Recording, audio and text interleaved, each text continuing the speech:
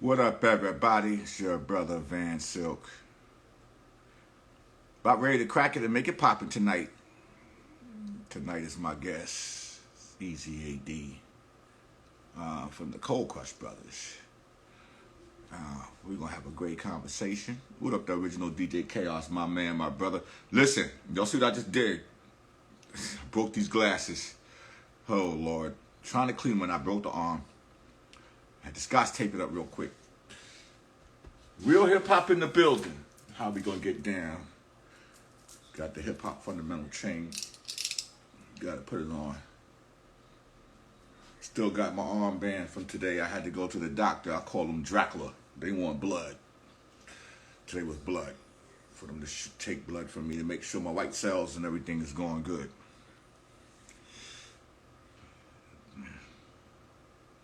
What up, TL Cross?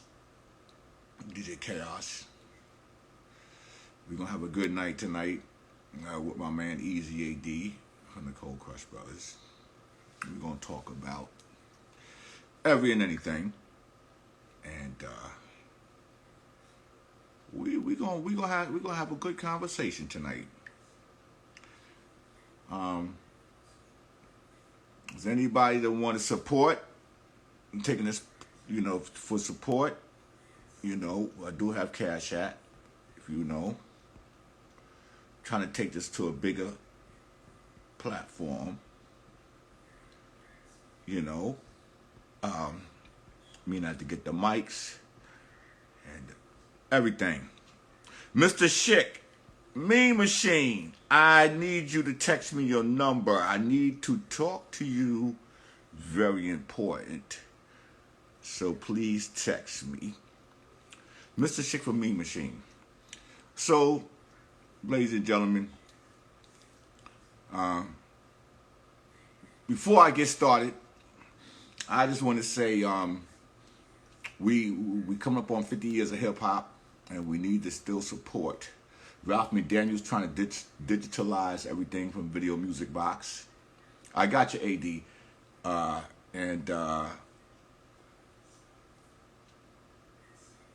we need to go ahead and make sure that we support Ralph McDaniel's going.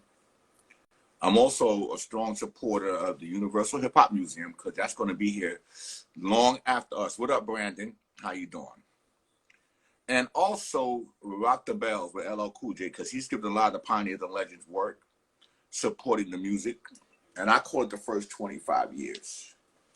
I'm waiting for my brother AD to come on in, but we got some good people tonight. Mr. Schick, I need your phone number. I was talking to Ruby D last night, and I need you to text me your number. I don't know if I have it or didn't have it. And if you talk to Charlie Rock from Fantasy 3, I need to talk to him as well.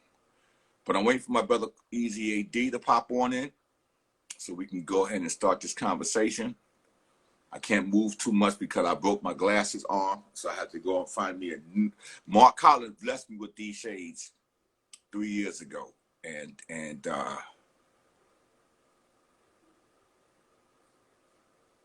AD, why you can't join? I just hit AD. He says he's unable to join.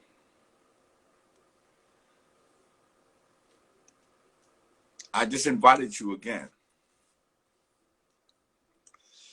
Call my brother and find out what's going on.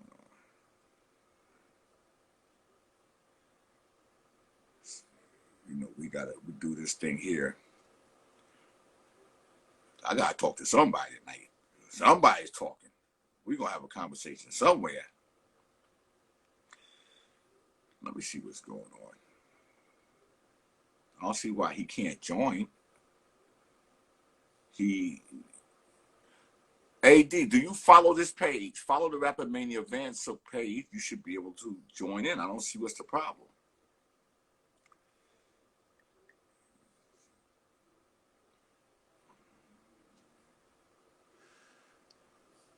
Call me on my phone. Hold on.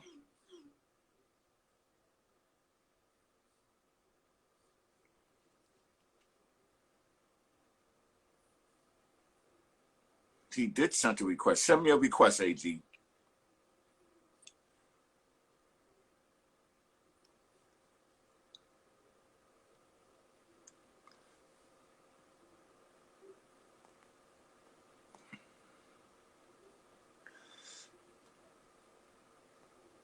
Somebody text AD. What up, Rayvon? Yo, I've been sending you an invite. Hello? Okay, send me a request. Go to the bottom where's the people at and say request to join. Because I see the invite, but it's not letting you in. And do you follow my page, right? Yeah, I don't see the problem. So send me. I invite you to join. I see you there. I did it again.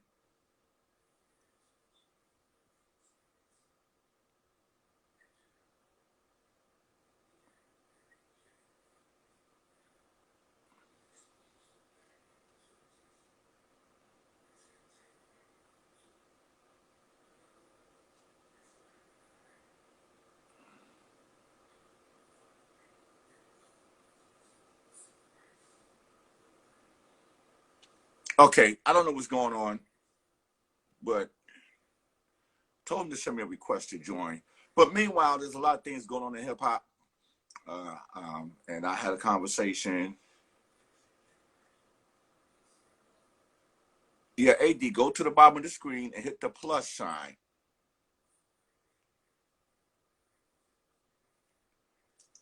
And I like to keep things on top. My man Rayvon from the Magnificent Sevens in the house. Wait for that K Slate 200 MC to drop. There you go. There you go. Go live with AD. And we over here. And AD should be coming in because I just accepted it. My brother. Yeah. Your desktop doesn't have that desktop doesn't have that ability. They didn't put that in the program. Wow. How you doing? So brother? It's only on the mobile app. How you doing? I'm good, man. How are you? I'm okay. We sitting here. We got TR Cross. We got Mr. Shit for Me Machine in the house. We got Rayvon from the Mighty Magnificent Seven on the check-in. They're okay to you, brothers. All right, let me just get this thing on. Let me get this stable. We're ready to go. All right, so I'm ready to go. Ready to go? Yeah, I just want to give a little bit of love and energy to some people who are very consistent in my life and what I do. Is that okay? Go ahead, brother. I'm here with you. I want to give some energy to my brother, my first MC partner, MC Donald D. He was down with 3 the hard way. With Africa Islam, Superman, Elroy, LJ, Donald D. He also was part of the Rhyme Syndicate, also part of Africa Islam, and he also was with Ice-T. I want to say belated birthday to 2 members, my member JDL from the Legendary Coldcrush Brothers, and also to Red Alert.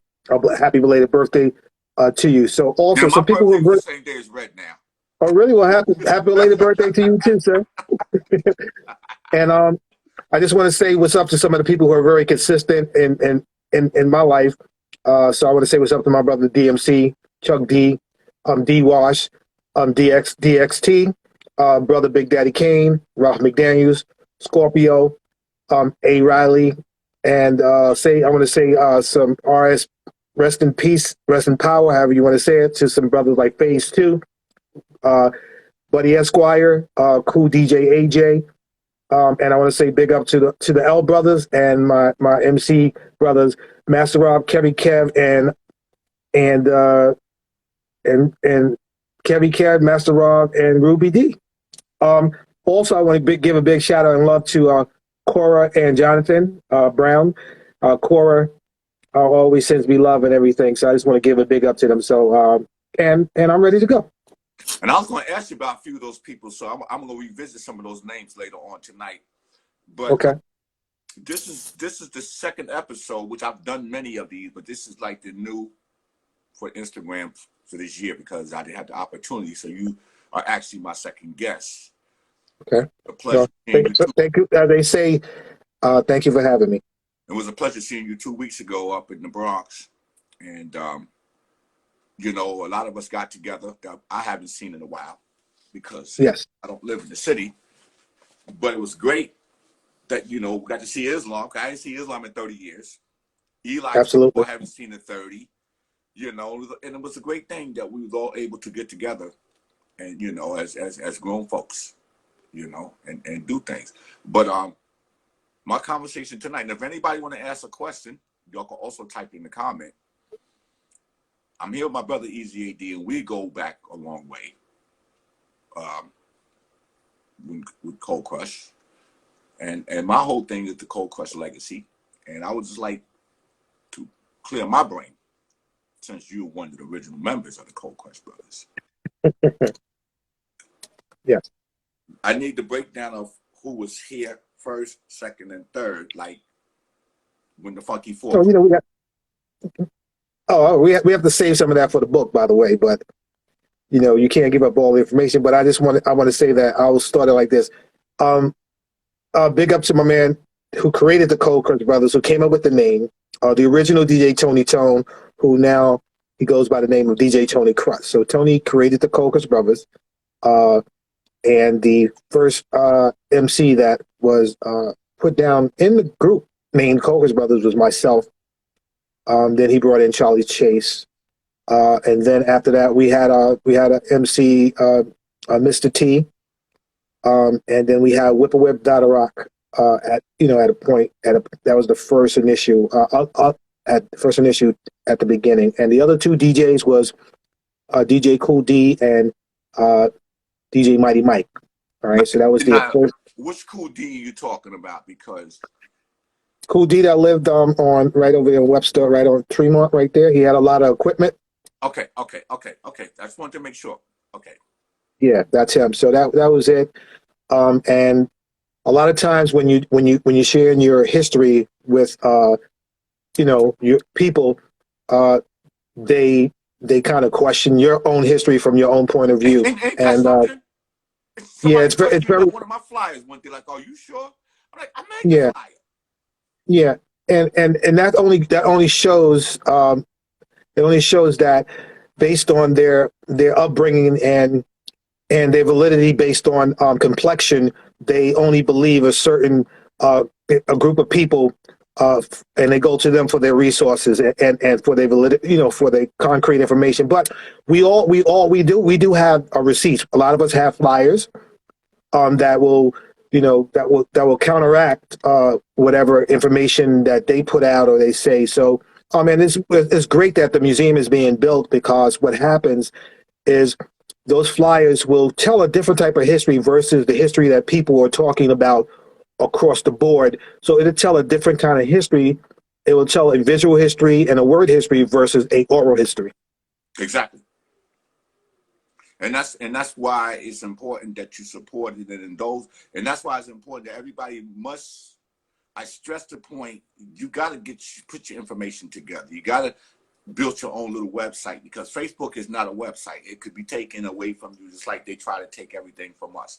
And that's why I stress the first 25 years is important in hip hop, 73 to 98. Because anybody who was born in the 90s into this generation, they don't know nothing about hip hop. They just know the word. They don't know nothing about the culture. And a lot of artists that came out in the 90s, like the Snoops and all of them, they had the respect for first and second generation. And we can't lose it. But this is what I want to say. And I don't want to give a lot of things that you got coming in your book, because there's a lot of things that somebody will just sit right here. The next thing you know, they're telling your story. You know how that happens. Yeah, I think that's counteractive to it's called fiction, nonfiction, or those kind of books. But I think that they don't value. A lot of people don't value the story when it's coming from the source. It's like set up like our penal code system, right? You need a lawyer, you need a third party to tell your story instead of going to the root. So I mean, it's a psychological makeup of the way things are made up in this country, where you don't go to the root, you go to a third party like a lawyer or someone else to tell the story, instead of actually going back to the people who are currently still living and currently still on the planet and currently able to articulate the culture in a very systematic and in a chronological way. Now, I want to touch on this subject here. Cold Crush Brothers, fantastic battles, Cold Crush MC conventions, Cold Crush uh, with Arthur Armstrong going to Patterson, New Jersey, the rec center. I don't know if you ever played Spinese that was owned by John Amos, the skating rink. Yes, we play Spin Easy. Yeah. Okay, and there was a lot of places that y'all went to, and then there was Force MCs, and then the groups that came along, y'all like family members, like y'all and Fearless and Treacherous, and you're like family groups. Yep. Can you like explain that to people? A lot of people don't understand the importance of family groups. Well, one of the things is, for Fantastic and Coldcrush, let me just connect some lineature there, because Whip and Dada Rock was born out of DJ Casanova crew, right? That's Grandmaster Casanova crew. So their lineature comes from that. Then they joined the Coldcrush. Then they joined the Fantastic Five. So that was their lineature going from there to us to them. So we were all connected. It happened in a matter of months, of course, because that's how people were leaving groups at the time. 1 month they'll be with this group, then 3 more months they'll be with a different group, and 3 more months they will be with another group. And as far as Kevy Kev, Master Rob, and Ruby D, remember they're the L brothers, right? Kevy Kevin, Busy B. But Busy B was more like, from what I witness and understand, he was more like a roving MC. He really didn't have a home. Busy B would go on anybody mic, right? It's like and that AJ mic, he on Love Bug mic, he Maros mic. Hey. Right. So when you see the flyers, you'll see sometime Busy B with them, but most of the time you see the L brothers with Master Rob, Kevin, Ruby D, and then the L brothers, EJ, the Livingston brothers. So now the battle between us are fantastic, basically because at a particular time, the groups that were making records were no longer currently, in the 5 boroughs or whatever the case may be. So we kind of changed the complexity of the way MCs were being done, the style, the flow. We mastered the stage show, and Fantastic was doing they were doing their own thing as well. And so I came to a head where we had to we had a battle for hip hop supremacy. Who was actually the best group at the particular time, and we battled at July 3rd was the date, but we all went on after 12 o'clock. So July 1981, and that battle happened at Harlem World on 116th Street and on Lenox Avenue. And those of you who experienced Harlem World know that Harlem World had 3 floors. They had a bottom, they had a top, a middle, and a top. And if you were in there, you see all 3 of those floors were packed. So it had to be over 15,000 people in that building at that particular time. So from a promotional standpoint, they made a lot of money, and that show has a lot of receipts. It has flyers, it has a tape, and the streets. Even though the Fantastic won the battle inside, but what was interesting about that is the streets determine who really won the battle. It's the difference between being, a television giving you a 100, 10, and then the streets say, give you a different number. So, and we're definitely friends. They made us better. We made them better. And that was an incredible battle. That was a battle that we prepared for. That's a battle they prepared for. And it was really, really fun. It was exciting. It's historical. People still talk about that now.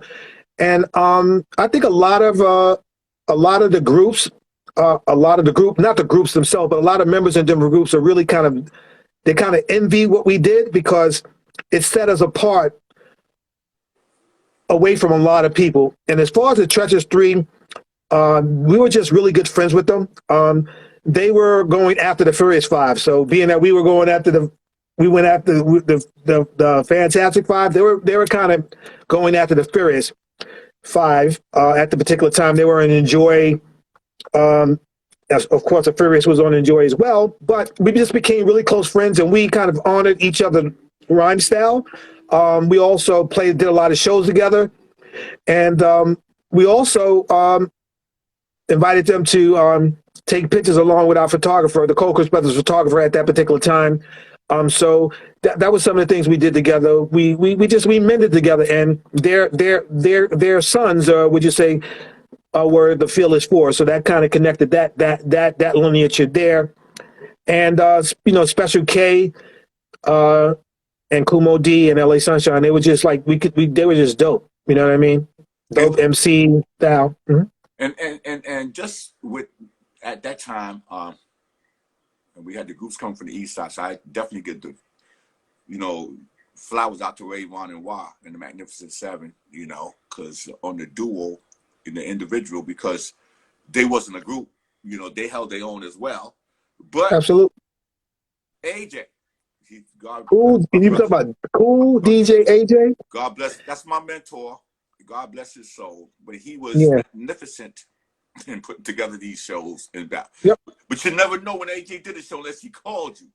You Absolutely. Because I always say the cool DJ AJ show with him and Busy B, but you knew that was his show. But absolutely. Cool DJ AJ was just he was a juggernaut at his own time. He just knew what to say to people, how to get people together, and you know, just bring show together. He was just there. I remember those of you also. I just like to mention some places that we played at that a lot of people only heard about. So just bear with me, right? So one of the places that AJ played at often was Mitchell Gym. Right. Mitchell Gym, Celebrity Club, over the Dover. Exactly. We talking about the Black Door. Only a few people. We're not talking about Black Door production. We talk about the actual Black Door. Right. All right. We're talking about Stardust Ballroom, Savoy Manor when it was on the Grand Concourse on the hill on 149th Street. We're talking about Skate Fever 1 and Skate Fever 2, the Disco Fever, Skate Palace, and the Dixie, and some of the community centers that we played at as well. Claremont Center, Forest Houses, Lambert Center, Broadway International, Broadway International, and some of those places. We just want to, you know, and a lot of times when a lot of times people pick up a book and they read the book, but you know, you're talking to two people who was actually there experiencing and living and doing the culture. So it's an incredible thing. A lot of people do not respect what was laid down because they only attach an economic attachment to it. And history is more than economics. History is something that builds knowledge, and also it can put you in a place and time and event and things like that. It's way more than money. Money is wonderful, but you know, history, money can come and go. History will be there forever. You know what I mean? And it was so phenomenal. And just mentioning some things that people have read in books. I just want to share this one thing with them as well. Everyone have maybe heard of tape, and people saying there was a Mercedes taxi company back in the 70s and early 80s where you can put an OJ on hold for like $40 for all day, and that OJ would drive you around to wherever you had to go for only $40. But that, you know, if you look at inflation and where it is now, that $40 will be equivalent to maybe $400 now. It ain't 400, probably even more. Might be a rack. Right. Exactly. So those are the things that we did. We were very privileged and honored to do those things. And Arthur Armstrong was the guy who he wasn't our manager directly, but indirectly he was our manager. Our manager was Joseph Umpa. I remember and he has a long history, and he was just the right fit for us. And he knew how to cater to everyone's ego and get us into places where we needed to go. We did a lot of shows, and as you know, with your history of flyers and my history of flyers, it's very rare that you would pick up a flyer and not see the Coldcrush Brothers name on it or one of our names on it in some aspect of fashion. We did a lot of shows because that was that's what excited us, right? To have the best stage show. And we never, ever compared ourselves with any other groups, and that was kind of very interesting. We compared ourselves to us. So we never wanted to be better than someone else. We wanted to be better than us. So those are the things that we practice a lot. we did a lot of rehearsal. A lot of times I was in rehearsal by myself, but we definitely did a lot of Oh, it happens we sometimes. did we did a lot of rehearsing and stuff like that. And I would never ever never ever forget those times. Those times are the best times of my life. And those are my brothers.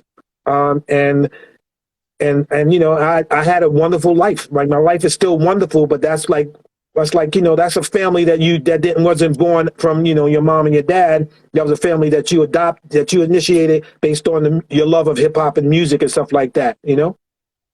Well, you know what it's like?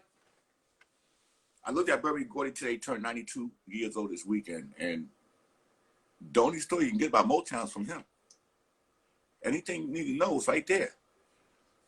And I said, I wish I was there. And that's how it is. A lot of people who wish that what we did, their song is I Wish I Was There. Because you don't know what it's like back then to have been there. You know, Yeah. when I said AJ, I want to pop another name to you. And God bless his soul. Man, Dip Light. Oh man, Dip like was it's the exciting about the good thing about Man Dip, like it seemed that he was like a pimp doing shows. Like he would talk out this side of his mouth, talk out that side of the mouth, and you would, but you know, but he always seemed to be very like happy about what he was doing. Except he never seemed to He be. had a good He heart. didn't appear to be stressed out. He had a good heart. And I mean, he wore Yeah, the fur coat, and he had the hat. But yep, he went through a lot now. He went through a lot. But absolutely. he did good shows now. He did do some good shows. Like now, two brothers.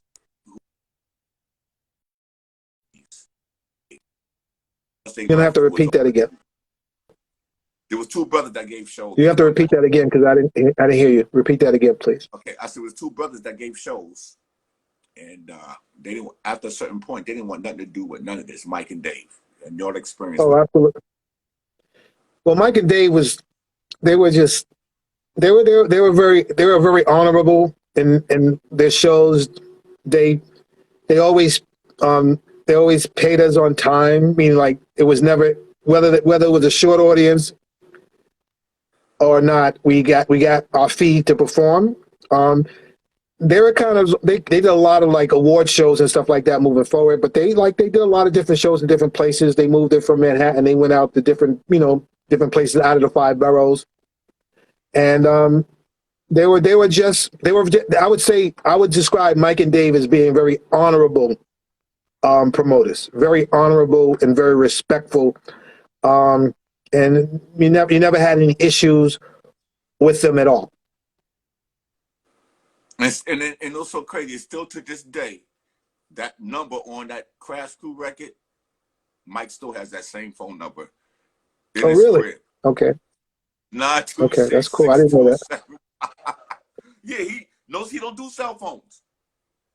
He still has. Okay, that's interesting. So I mean, I'm interested. I'm just want to share one other thing with the Coca provide us with 50 pictures at each show. Yeah, no problem. I'll say it again. We used to give out 50 photographs at every show. Right. And we also gave out posters. And the reason why we did that is because we wanted to make sure, number one, people would remember us, and we wanted to give them a visual of where we were, whether we were in New Jersey, Long Island, Queens, Staten Island. And and we paid $1 for each photograph to Joe at that particular time. And Larry used to make the posters, and we never had to pay for the posters. He just used to give them to us, and we used to give them out. And that was an incredible time. I spent a lot of time at the Michelangelo's housing and on 149th Street, 3rd Avenue. That's where my stepmom, I would say used to cook for us. And this was, I'm saying me, I'm just saying myself, Joe, his sister, and his brother, Eric. I spent a lot of time there at the house because we are great friends. And it's always a lot of love. Like there's in our group, there's no hate. Like we love each other, right? And we honor each other. However you are, you honor each other. And that's the one thing that I don't think a lot of groups have. Or like, I'm not messing with so and so. That's not how it works with the Coldcrush Brothers. Tony Tone created the group because he saw the other conflicts that were going on with other groups. So he wanted to create a group that everyone, you know, um, sticks together and stuff like that. So we did a lot of shows. And I could share this with the world. I still have my gangster suit that I wore in 1981 when we battled the Fantastic Five at Harlem World. So I still have that suit, and hopefully one day it may be you may see it in the museum. Plus other stuff. Maybe. But yo, but check this out. That's a possibility. And it's a great legacy of Coldcrush because even when y'all had the weekend punk rock rap, and the records were I like punk rock rap. I like the direction it was going. I always say an artist always take a different route for artistry. You don't do what everybody do. When you did the weekend, it was you know, or Fresh Fly Wild and Bold. I look at those. They wasn't super big records, but but those are like the rarest records that they're rare because a lot of people that don't know a lot about hip hop, they'll just run to Sugar Hill and enjoy catalog, but they don't know about the real records, like Taster Records with Jack Taylor at Hollywood, where Love Bug was over there, and Dr. Jekyll and Mr. Hyde, and my man Sickle on 145th Street with the Fish Market that had a record. Those are real records. Those are the records I cherish the most. Because they you know, honestly, I cherish. I mean, records are good, VANSILK, but I love the tapes, man, because that's a whole another world that has not been really kind of regurgitated to the world. And because of one of my again, another best friend of mine, his name was Elvis Moreno. We went to school together. He was been my friend since we were in 3rd or 4th grade. So I asked him to become. He wanted to record us, you know, on the radio, on the just with the radio. I was like, no. Let me introduce you to Tone, and anybody who had to be invited in the crew had to go through Tony Tone because Tony Tone created the Coldcrush Brothers. So I said, this is Tape Master. He wanted to do all the recordings. So Tape Master went everywhere we went. He did all the recordings. And that kind of set us. That gave us that everlasting like stable in the culture of hip hop because there were groups who had recordings, right? You had Flash, you had Theodore, you had Flash and the Furious, you had Theodore and the MCs. But when you hear these tapes, it was always a little bit staticky on it, like a James Brown song, you know. But one of the things when you hear a Coldcrush tape, it was very, very clear, and that was my intentions to make sure that when you get a Coldcrush tape, that you can hear everything. And that kind of set us on a trajectory outside of just records. And I'm a witness to Tape Master, rest in peace, because he's no longer here. That's correct. I didn't know his name was Elvis, but Elvis Moreno, man. I spent a lot of time at his house too, man. But and he was a loving dude, man, a loving guy. He had a mom, dad, and he had a sister. He had the hair out with the hat on, and he had the shirt with the Tape Master. He always had a box. He never went nowhere out of a box every time I seen him. But that's right. But for what he did, and when I said the records, you know, I was talking for the record side of the records y'all did were rare. For what he did with the tapes and how the tapes got out there, because it wasn't for what he did with the tapes, DMC and a lot of people in the other boroughs would never heard the tapes. That's correct. Because he had that tape. And I know he passed DJ Randy would let him patch into the Harlem World Board. That's correct. And he had the tape. And God bless Randy and Daryl Cool D. They grew up in my projects. And God bless the soul of Charlie Rock. I mean, not Charlie Rock, son of Sam. He's no longer here. And my whole thing is for Tape Master, who should definitely be acknowledged in a big way, because if it wasn't, I mean, people had tapes in the park and just getting it from just standing near the speaker But Yep. he actually, at every show that I witnessed Yep. y'all was at, he some way managed to get past in and had the 90-minute, not 60, That's right. 90-minute. I think Yep. it might have been the red Maxell. I think he might have grew up to the black Maxells, the high bias tapes. Exactly. When we could afford them, man. He was just we as a group, honestly, Van, we're like if you look at us, individually, we like scientists, and we look at together, we just come together like a great mixture of chemicals, and we explode on people. That's why I define the Coldcrush Brothers. It's not, and I define us in that way as the way, and I also define hip hop in that way. There's not one individual person that can ever say they built the culture. There was a collaboration of a lot of people.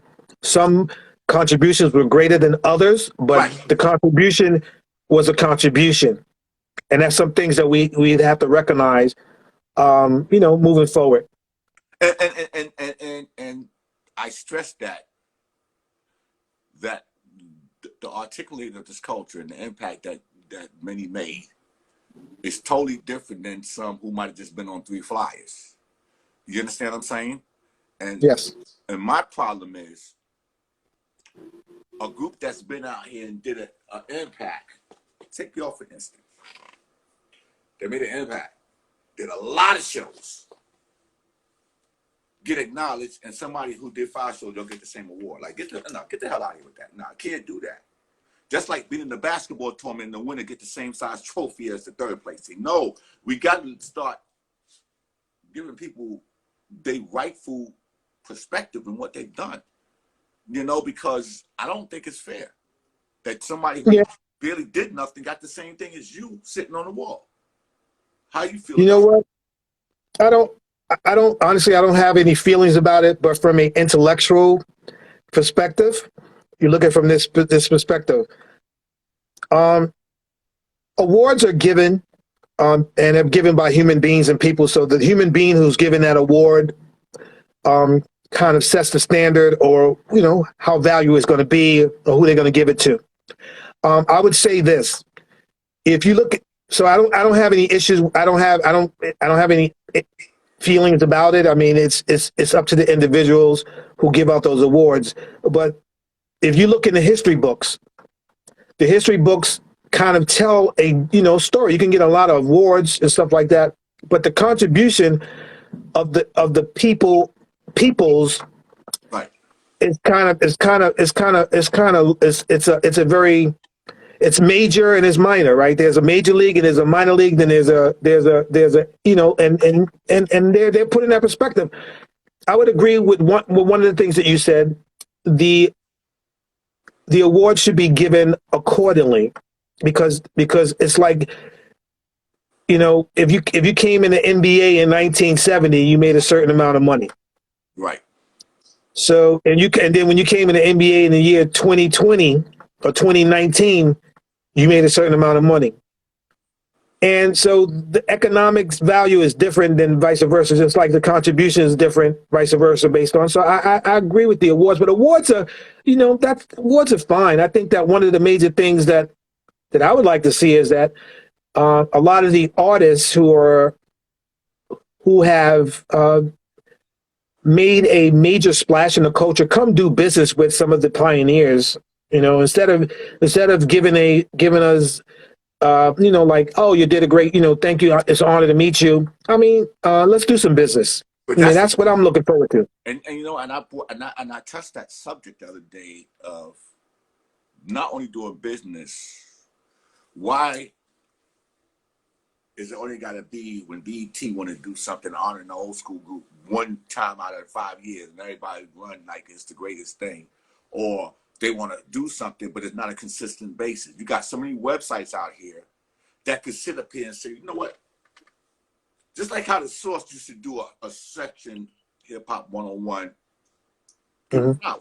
Why can't some of these websites my friend Cal at Hip Hop DX, she do cover some of the pop legends, but I got my man Steve Samuels, you got allhiphop.com. You got so many websites that could say, hey, we still got to keep relevant of where this comes from. How can we teach the kids or the kids to know? Because there are some kids that still do want to know. They want to know. That's true.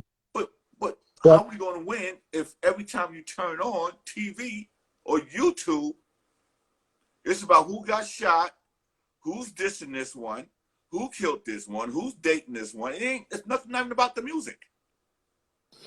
well, I think, I don't think it's obviously the culture of hip hop has been pimped in a different way, and it's more of the business aspect of it and popularity aspect, and it's not about the talent anymore. It's about economics. So you have to understand that I do. that comes with the territory, but it's really up to the people who are currently still living here to collectively work together to keep on sending those messages out. You can't rely on people to champion something that you believe in or something that you were a part of. You have to kind of do it yourself. That's why a lot of us are still out here pushing pushing the narrative about, from their point of reference, how hip hop began. Because just today I spoke to my friend, not my friend, my brother. He's not my friend. He's my brother. His name is Donald D. And he's in Egypt right now. Exactly. And he said to me, he said, AD, they consider old school P. Diddy, Snoop Dogg, and people like that. So, yep. So it's very important that you keep. I always will share that the world is really large, and we live in the United States, and you have to keep sharing the history over and over again, no matter how tired you become. And because there's a new people born each day, so you have to keep sharing that information. And I think that it's important that the pioneers or the people who have something to say, put that down on paper and release it to the world so it can be documented. And we don't all have to agree with what someone says, because that's from their point of reference. No one is 100% correct, because everyone sees. It could be 12 people standing straight in front of you, right on a line, like in jury. 12 people is hearing the same thing, seeing the same thing, and there's a different outcome. So you have to honor people. You don't have to suppress people voices and push them down. I mean, I remember we walking in a place, and when we walk in a place, like, there'll be some other MCs in there, and when they see us, they tense up. They tense up because I can understand why they tense up, because what we did is we're about to set that stage on fire and burn it down. That's what we did. You know that. Right. We live for the stage, because that's the people came to see a performance. They didn't come to hear you just do your record, right? They can hear your record on the radio, right? What else do you have besides a record? Right? What else do you have? We had it all. And, we had a lot of fun doing it. We had a lot of practice time. We had a lot of creative sessions. And, we had the right mix, it's like a health drink. We had the right mix, and we kept it healthy. And that's good. And that's a great point. This is your brother VANSILK. I'm sitting here with my brother, Easy AD from the Coldcrush Brothers. We're sitting here having a good conversation. And Absolutely. Basically, AD has been one of the brothers in hip hop and MCs that I admire a lot. Thank you. I mean, I like everybody, but it's a difference of liking somebody and admiring somebody. Of being stable and consistent from the time that I met you to now, and you held your ground on a lot of things that a lot of us did that you didn't do, of living your life and how I'm going to move forward in life. And what I want to bring up, which a lot of people is not aware of, is that you're a health conscious person when it comes to eating your food, yes, digesting stuff in your body. And I like to touch on that topic because you encouraged me as well when I was diagnosed with cancer and certain things that I need to do. And you call me, you check up on me. And I take that with great, even though I could be an asshole, and I'm going to say it, you know me, but I'm just enjoying life right now, and if that's what I want to be, it took me to get cancer to stop smoking cigarettes. I mean, like, what logic is that? Like, I didn't try to patch all that, and it took this. for me to stop. Yeah, But from the I health want to. I'll standpoint, share this with you. Just, I mean, one of the things that I learned early on in life is that health is important. I remember going down to the mosque on 116th Street with my brother Fakadeen, who took me there when I was maybe 10. And his father actually is one of the Renaissance. John Isaac is his dad, and he's one of the original Renaissance basketball players. And he used to be at the boys' club at the door, and he used to tell us all the stories. So he brought me down to the mosque, and I got some bean soup, and I started getting books and things about reading about health and different things like that. So at the age of 13, I began to learn more about health, but decrease my eating meat. The first thing I gave up was pork. That's of course because that was heavy in the literature. Then I gave up chicken, gave up beef, and early on. So and then I started like finding out about different herbs and stuff like that, like bitter herbs. And it was this thing called wood root tonic that you could only buy on Gun Hill Road. At the time, it was in the 80s, and I used to drink that. And a lot of the, my members in my group used to say, "Hey, you're out of your mind. I don't know what you're doing." And also, I began eating veggie burgers, right? And veggie burgers in the 80s. And they taste like cardboard, but I began eating them, right? And it was like only one store that you can buy them from that was in the village. And then I started reading about water, sugar, and things like that. So moving forward, I learned to fast. So I learned about fasting. So I used to fast like 7 days and 14 days and 21 days. And I experimented on myself. There's different type of fast, and everyone can't do it because it takes a lot of discipline. And one of the things that you shared with me earlier is about having to give up smoking. And one of the things I learned early in life is that it's about the chemicals that are placed inside of not only our food, but the things that we are addicted to. Like cigarettes have a lot of chemicals in it, and not you, but just people are addicted to the chemicals. So when you give it up, you go through a withdrawal period where you get headaches, you still feel dizzy, you feel nauseous, and people don't like that feeling, so they go right back to the thing that makes them feel better. So that happens with any kind of drug, whether any kind of drug that you're on, and so cigarettes is considered a drug. And one of the things that you notice on the pack, it says it can kill you. So you read the pack of cigarettes, it tells you it's hazardous to your health, it will do blah, blah, blah, blah. But those chemicals are so powerful, your body craves for them. So what I've learned, I learned to be disciplined, number one, growing up. And I remember like people were like into like Dr. Sabi now in 2000. I used to go see Dr. Sabi in Brooklyn all the time, 1989.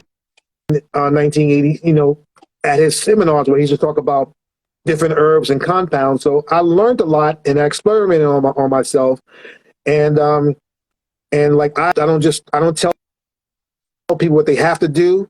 I encourage them to do it. Because on this planet, all the things that can heal you has been to us, right? But you have to find it and you have to be patient. Like sometimes everybody wants a quick fix. It happens, right?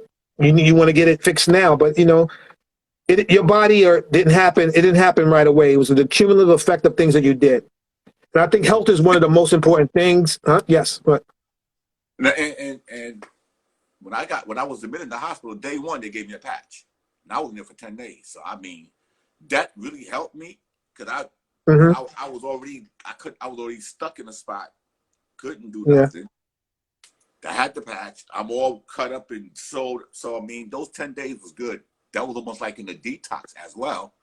When I came home, I didn't have no withdrawals. I mean, I still wore a patch. Because they gave you the patch. What it does is it releases the actual chemicals in the cigarette in your bloodstream, right? So so they wean you off the particular chemicals, so you don't have a withdrawal.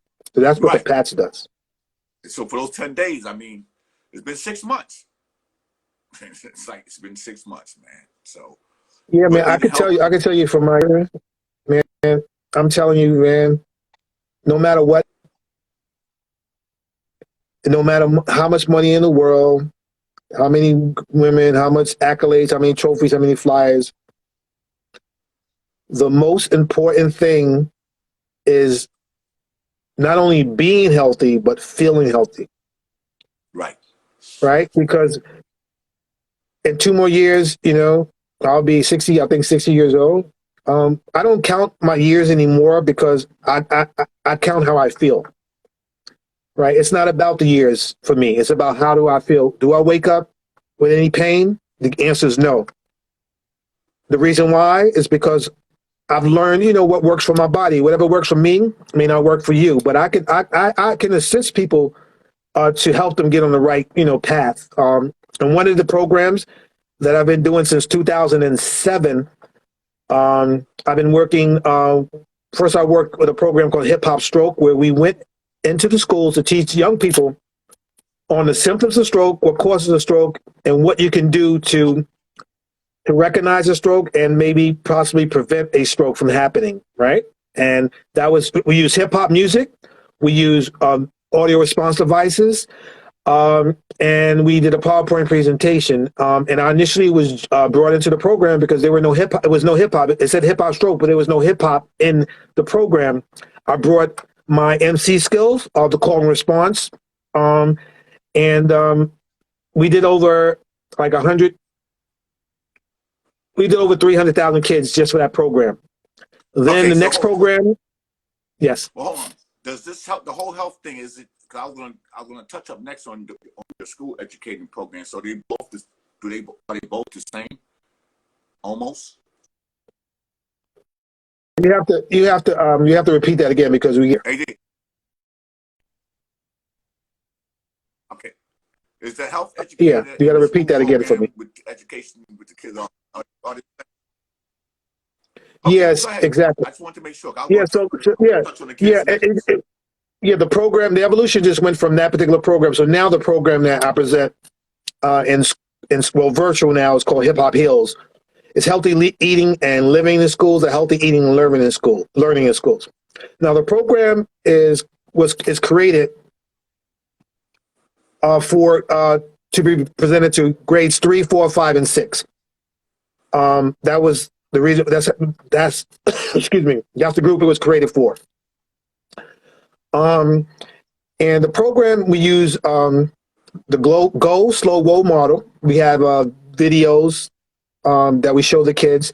We use audio response devices for real time information, so the kids are able to interact with the program using the device that we bring to them. The maximum amount of kids that we've done at one time is 500, and the minimum we do is maybe 200 in an auditorium setting. I call it edutainment.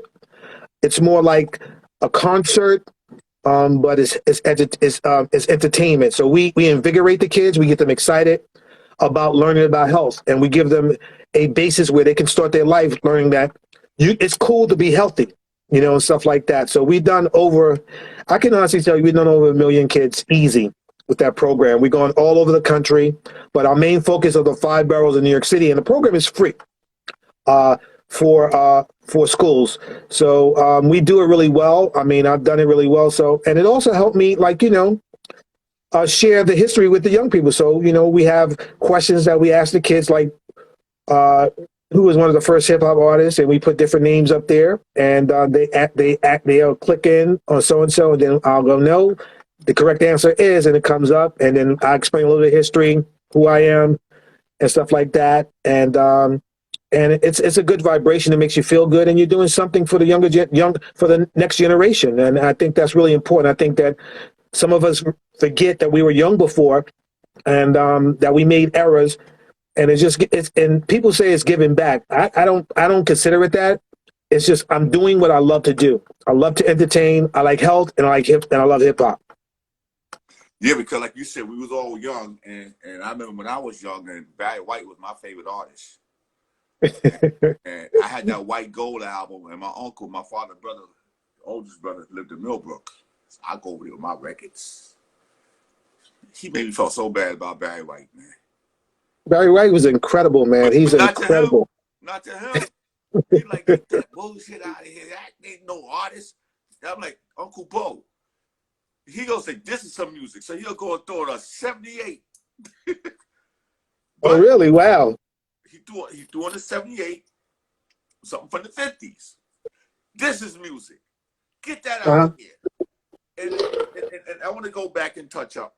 Like, remember in the early stages of what we was doing called hip hop, how many times we got beat down by the girls in our neighborhood? Oh, you with that bibbity bop stuff and all that. Cause my daughter Yeah. might me.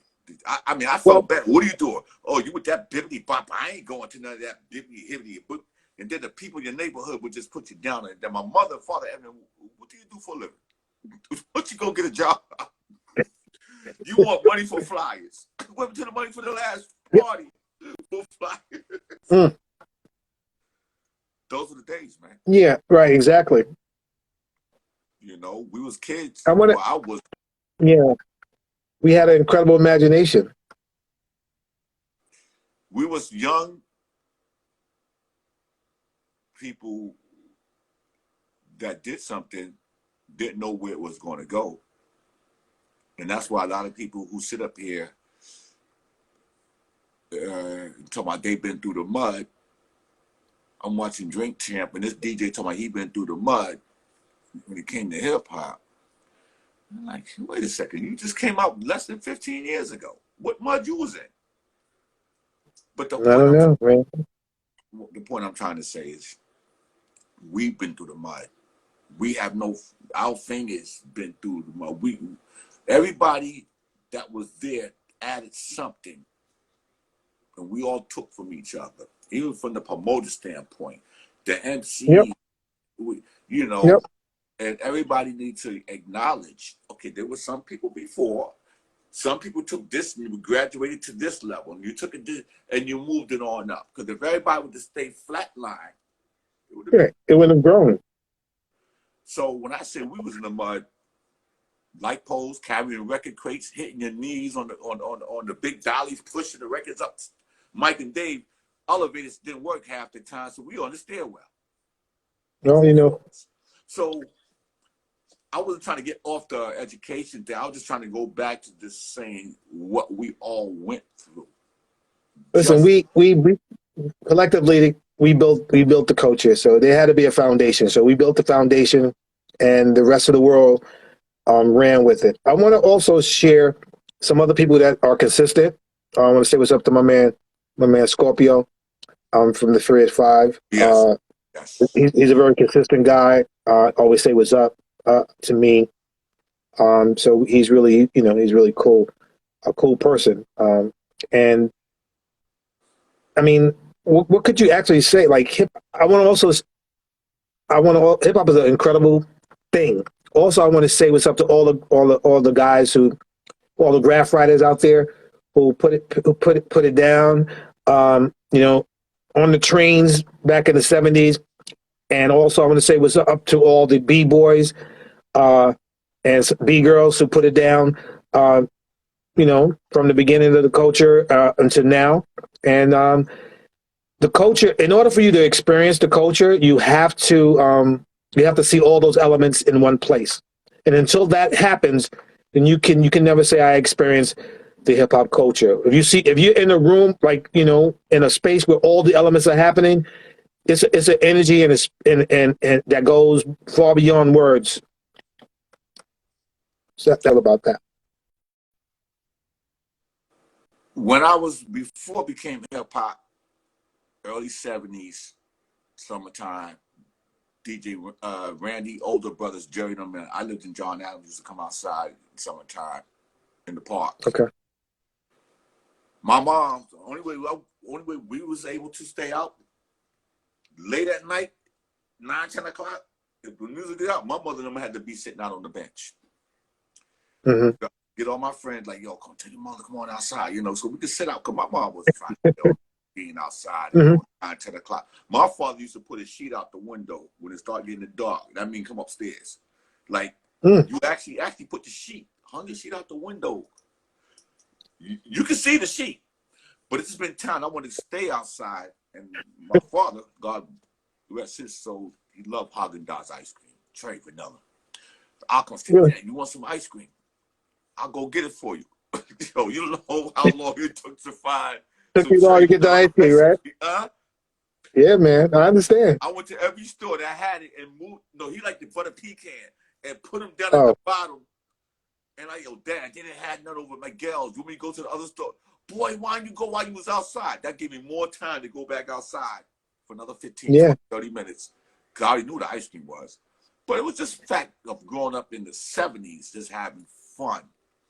You You know? know, I guess in '73, I mean, I don't think I was 10. So that's when hip hop, based on the historians and the creators of, they created that narrative. The hip hop was created, you know, in the year '73. So, I mean, in that time, I wasn't going to no parties. I wasn't hanging outside. I was only 10 years old. Right. Like So I as said I got a little bit, earlier, they were, you know, like I was hanging outside. I was 15, you know? Mhm, I was hanging outside. yeah, I'm just saying, you know, because I lived in the South Bronx. I don't know nothing about no Cool Hurricane 73 up in the, on over there off the Major Deegan. Like, come that on. was too far. That was Like, very far. who would even, I wasn't even going over there. Like, why would I be Right. over there? Like, I stopped at 149th Street and 3rd Avenue with no need for me to go to Fordham Road. It was the Alexander's on Hearns and 149th Street. If you lived if you lived above a certain part of the 4 and the D, then you went to Fordham Road. A lot of y'all Yep. that lived a certain didn't come to 149th Street. Like Yep. Mel told me, him and Creole couldn't go past. They couldn't go past 149th Street at one point when it was Wow. young teenagers. They really couldn't go to Yeah. past my Haven. Yeah. Well, our parents had they were very strict with us, and we honored their word. We didn't go against what they said. If they said, you know, do it, because we felt they had a special power, right? We figured they could see us, and we go on that, and they could tell when we were not telling the truth. Listen, those days were good. You know, I came from Those days were fantastic, man. I was the oldest of 6. My father had a 4th grade education. We never was Hmm. starving for anything because he drove bus for New York bus service. He was Wow. when they only had 2 buses. And Wow. in New York bus tours, then became New York bus service. Then he drove for Liberty Line. But the whole point was, I wouldn't sold Sunday newspapers. My mother went and bought me some reject Converses, like some joints from Hearns. Like, come on, man. So in order for me to get a pair of Converse, which was $8.99, I wouldn't sell Sunday newspapers. Forget about the Super Pro Wow. kids, which was That's good. $14.99. That's good. You know, Yeah, talking about the fashion, man, is incredible. Like, pro Keds were my thing. Getting a pair of pro Keds with the red and blue stripe on the side. the Super That Pro was like, kids were more. And yeah, the everybody super pro Keds, because they had a thicker yeah. rubber. They last longer. And then we used to go over on Sesame Street. We used to call it the Jew Man on Sesame Street. That's correct. That's the same people that put out Troop jackets. They were the ones who Okay. put out Troop and Oh, I didn't Lux. know That that. was them. Because they had Oh, a really? store downtown, or you go to Delancey Street. But the point was, those were the good old days. Like $1, you get a whole lot for $1. And these kids don't even understand taking the shaving cream top off and putting the clay in there and taking your thumb and smoothing it out, or ripping the bottle top of a Coke bottle and sticking the clay in there to play skellies. Yep. That was our era. We have to honor their era too. One of the things I always share with the young generation is that I'm not here to like or dislike what you're doing. Right. I have to understand what you're doing, and I have to honor what you're doing, because the same way I don't want to suppress you like the older generation press does. When we were doing what we were doing, they didn't vibe with us. They told us that get that hippie hop stuff out of here. They ain't never going anywhere. And now they wish that they were part of that. And let's be realistic. A lot of people who did not like hip hop are adding themselves to the culture, and no one, you know, some people aren't speaking about it, but a lot of the people who were in the disco world did not like hip hop and wasn't a hip hop DJ. I know. And I've talked about that. And I made it clear, but they want to say they the mold. No, you were just a person that we added onto a lot of our shows at a certain point because you had a popular name. I'm not going to Absolutely. start calling names. I'm not going to start calling No, names. that's not what we do here, sir. That's not what we do here. But We talk, you know.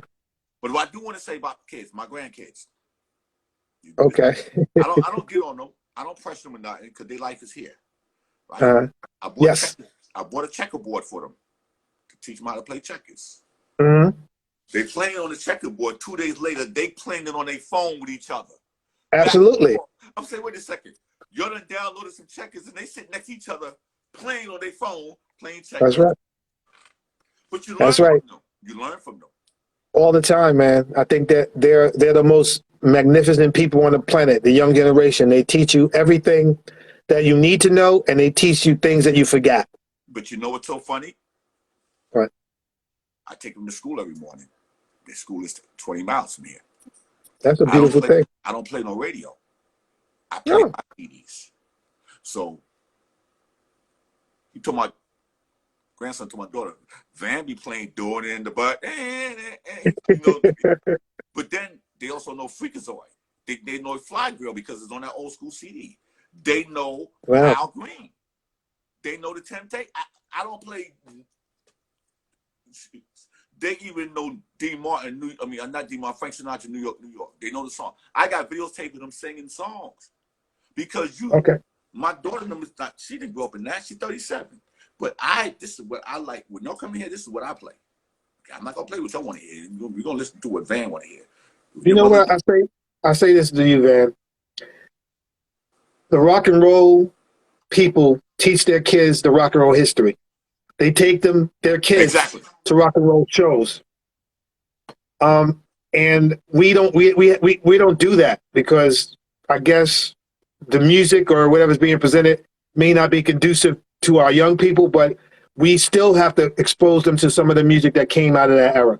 But you know what? I don't sit up here and knock my 19-year-old, 20-year-old granddaughter or 17-year-old grandson. Oh man, y'all listen to the baby and you listen to. No, I don't do that. But my 17-year-old grandson, I played him Rock Him. He never heard of Rock Him. I played Chaos One for him. When the Dipset and Locks came on Versus, he never heard of them. And see, a lot of people get mad at these kids like, yo, they wasn't even born.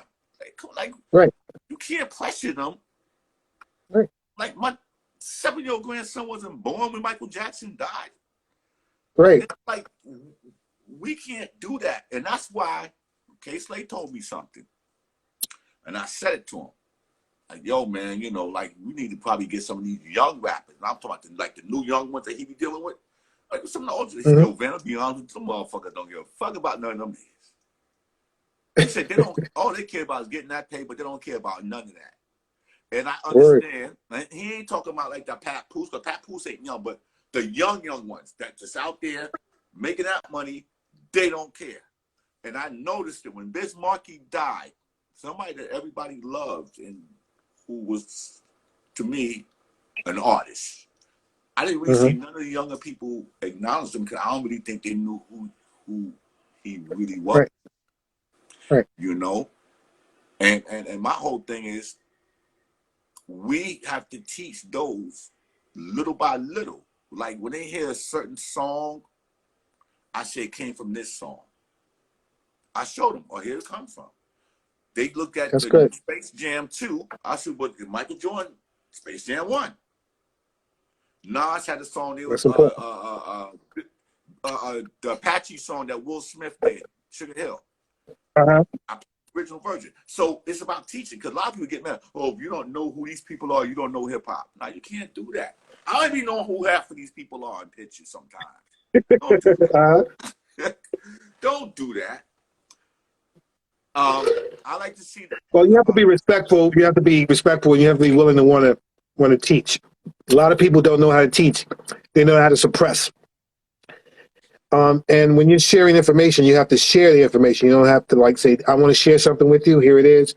Tell me what you think," and that's it. And share the history, right? Because a lot of kids weren't born before Martin Luther King died, but they know about Martin Luther King. They don't know, so it's the people. If you want to teach the young people about their history, you can. But you said this thing, and it slipped my mind because I'm getting old, about how they teach their young kids about rock music.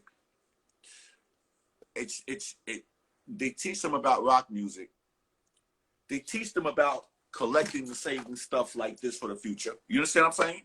20, 30 years down the road. I mean, and I got a whole garage full of all this stuff. Dolls, black dolls that I just buy for them. Future, all they Happy Meal toys got prices on them already. Mm. Just like what you got saved, just like everything you saved. Mm-hmm. Our generation was never taught to save, to venture stuff for the next generation. Like, That's true. That's true. Yeah, we just if we said we put the label on this generation as being selfish. In that respect, most of us were selfish as well. like I have my baseball cards and comic books. If I was taught, you save these baseball cards, instead of flipping them up against the wall, you playing flipsy with them, and all those cards that we had. Pete Nice. Van, I have Man, all my baseball cards. Pete I have told about me. 20,000 baseball cards. Yes, sir. Pete told me. Now, Pete went to his mother's house with his son the other day because he live in New York. Mm-hmm. Pete like, yo, Van, I got a birthday gift for you. He had a whole box of Matchbox from when he was a kid. Wow. So, I like Matchbox. I collect miniature toys. I mean, Oh, okay. it's for the kids. But I collect this stuff. I go and look for the Hot Wheels Super Trends and just reliving them. People sending me Hot Wheels. Not Islam has found me some Hot Wheels in Germany because they make them. They different. In different Wow. states, Yeah. they make different cars. But like Pete said, and you know, Pete's a connoisseur of baseball cards. Yes. He said you told him that you had a whole bunch of baseball cards. Yep. 20 or 30,000. If you had all your cards since you was a kid, then you got a lot of vintage cards. Yes, I do, sir.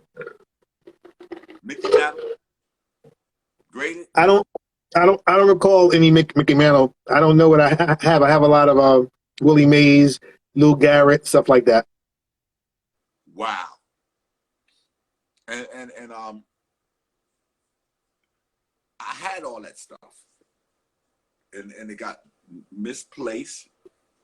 Yeah, but you moved around a lot. When you move a lot, you know, I didn't move a lot. I lived in 1, 2, 4 places my entire, you know, from a teenager,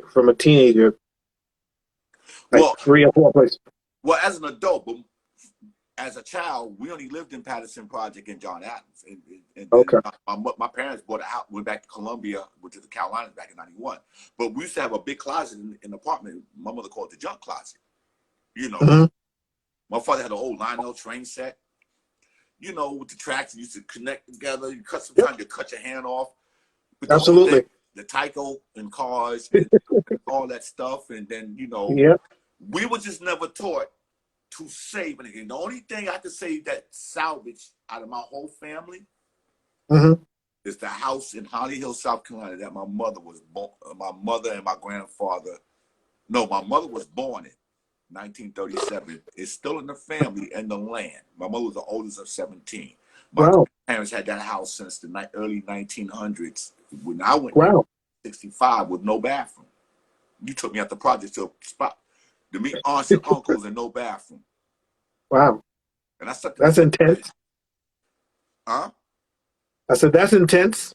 And then and 4 days later, I'm picking tobacco and cotton. Yep. I've heard about that. Never experienced that, but I heard about that. And then, So then, and my grandmother gonna tell me to go chase the chicken. I hear that. But, you know, getting back into the hip hop thing, I think that get back because this is a all lot our of, lives. But yeah, I think the hip hop culture is something very dynamic. I think that a lot of people have stories to share. I think hip hop has changed the world in every aspect of it. Made a lot of billionaires, a lot of, and more millionaires and hundredaires.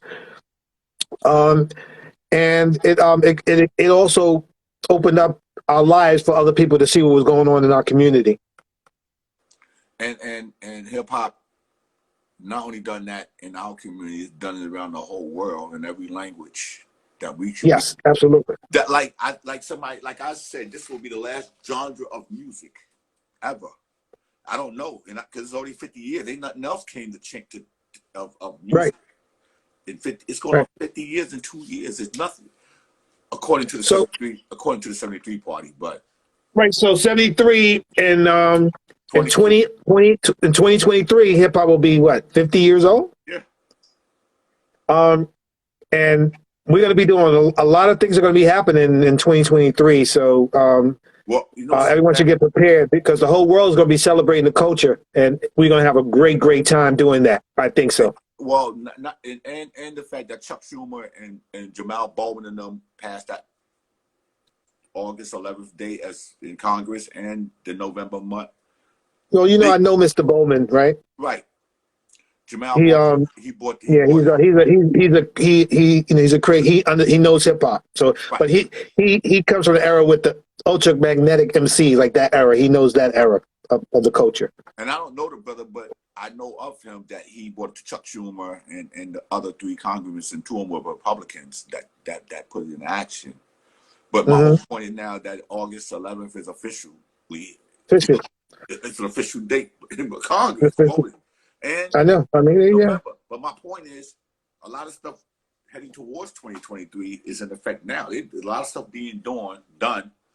Yes. But a lot of people ain't being called. Certain people ain't being called. And that's my purpose of certain things. Okay, we need to include these people as well.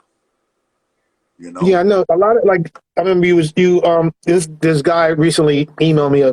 He indicated he was writing a book about Harlem World. John. Yeah, and one of the things that it's a proper way to approach person for information. I think that the etiquette has not been taught to everyone.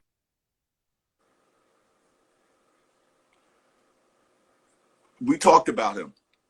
Hello? Yeah, I know you shared that with me. Yeah. I mean, there's ways it could be done. I think some people don't know how to approach certain people. You know, you might could say something to one person one way, and I know for a fact before he talked to you, he talked to somebody else, and they were very, very, very belligerent to him. Really? Wow. That's not how I operate.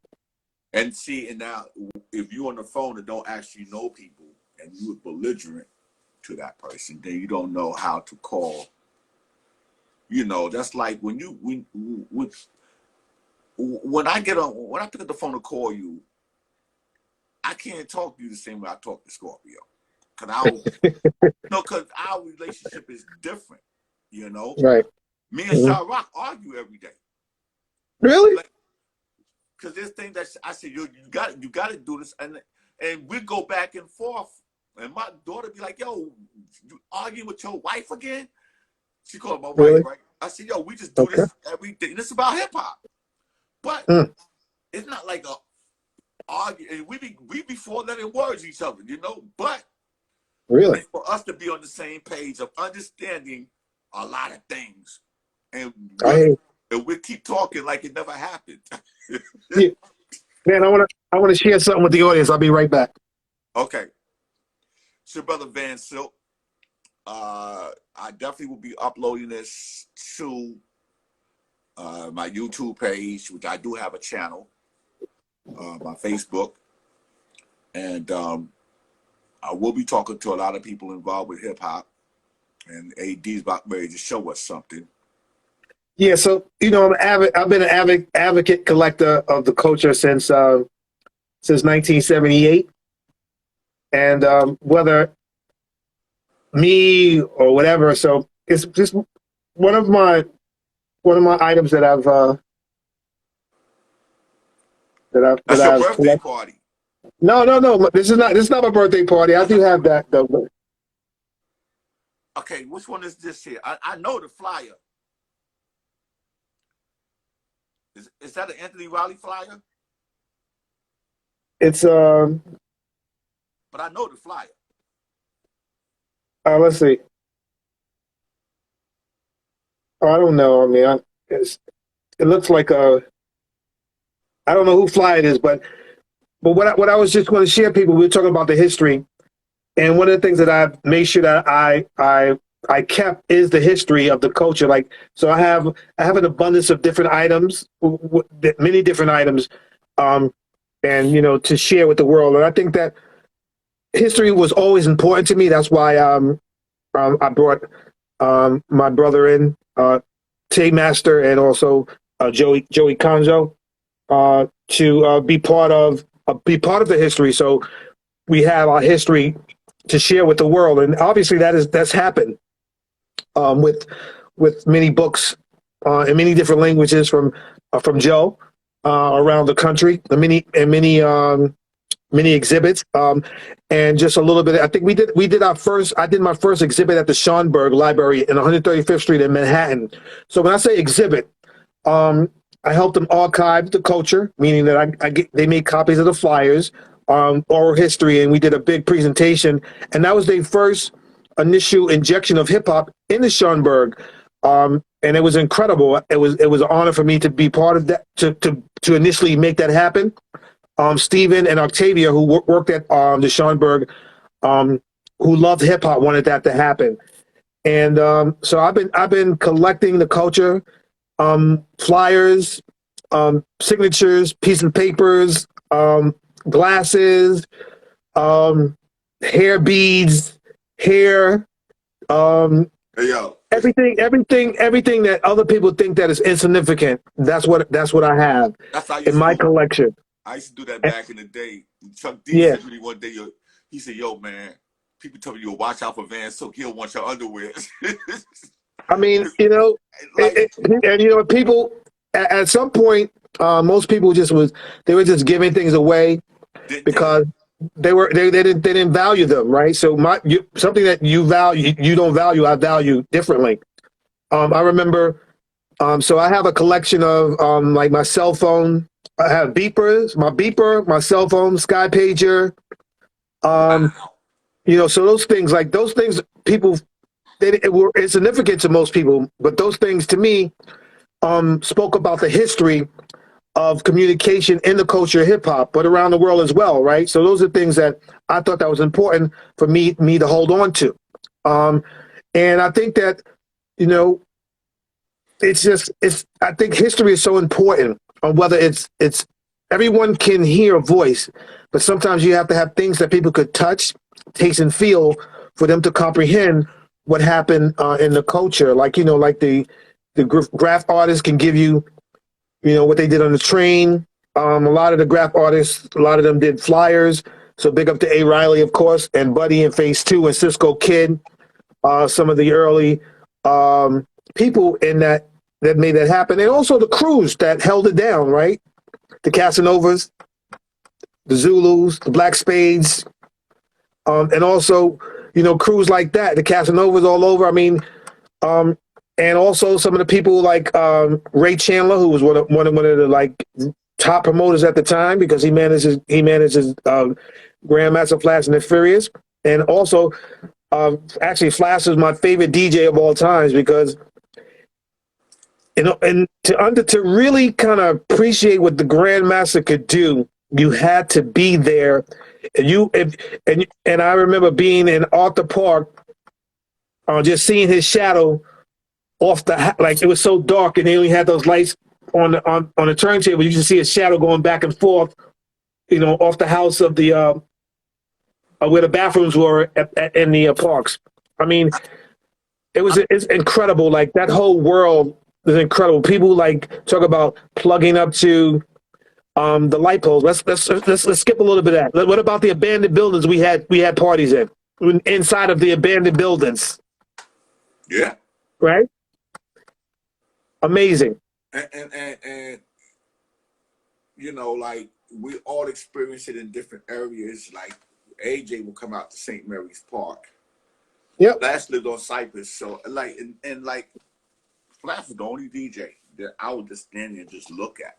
Like I was in a maze. Like Yep. DJs didn't do that to me. Back then he did it. And he just had people looking like for that time period what he was doing was amazing. Like Yep.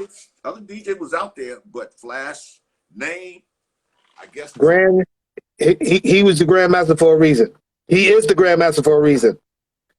He was the most flamboyant, spectacular performer on the turntables that I've experienced from in my era. And then when he brought out the beatbox and the Furious did their routine, that was a whole nother level of entertainment. I remember being at the Dixie Club because we had booked the Dixie Club to it was December 24th, and I was currently with the Asalam Brothers. My DJ Stephanie, she's a female, and DJ Rashid.